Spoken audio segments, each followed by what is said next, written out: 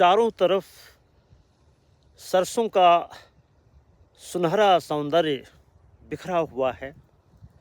मन बहुत आह्लादित होना चाहिए, प्रसन्न होना चाहिए। किसानों के दर्द अपनी जगह पर हैं।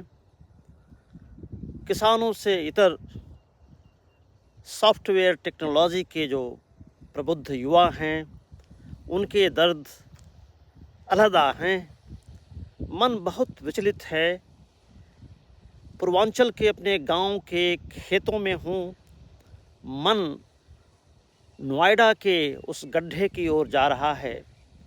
ऐसा लग रहा है कि वह घटना हमारे साथ ही हुई है। मैं बात कर रहा हूँ क्रिकेट के युवराज की नहीं। अगर क्रिकेट के युवराज सिंह होते उस गड्ढे में, जो एक बिल्डर और प्रशासनिक महकमे की घोर लापरवाही का नतीजा था, तो बच सकता था। एनडीआरएफ की जो टीमें हैं, पुलिस की जो टीमें बचाव दल के रूप में वहाँ गई थीं, बचा सकती थी। लेकिन वह युवराज एक आम आदमी का बेटा था। सॉफ्टवेयर इंजीनियर देखने में कितना भोला, सौंदर्य उसके चेहरे पर है। इन सरसों के खेतों से कम सौंदर्य उसके चेहरे पर नहीं था। 2 घंटे तक, कल्पना करिए, रोंगटे खड़े हो जाते हैं। 2 घंटे तक अपने घर से 500 मीटर की दूरी पर, महज 500 मीटर की दूरी पर वह बच्चा संघर्ष करता रहा। कोई दूसरा युवक होता तो न जाने कब का डूब गया होता। लेकिन कल्पना करिए, जिसकी कार अंधेरे में उस 30, 40, 50 या 70 फीट गहरे खड्ड में या नदी या झील के रूप में वो है, नाले के रूप में है, वहाँ वो उसकी कार चली जाती है और वह उस कार से निकलकर, उस पानी से निकलकर कैसे उसके छत पे गया होगा वो बच्चा। ज़रा कल्पना करिए, कितनी बहादुरी दिखाया उसने। ऐसे में तो नर्वस होकर के वो गिर सकता था, डूब सकता था उसी वक्त।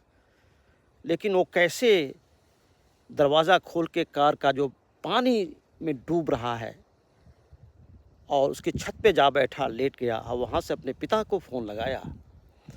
पिता पहुँचते हैं, अपने सामने देखते हैं 2 घंटे तक संघर्ष कर रहा है बेटा।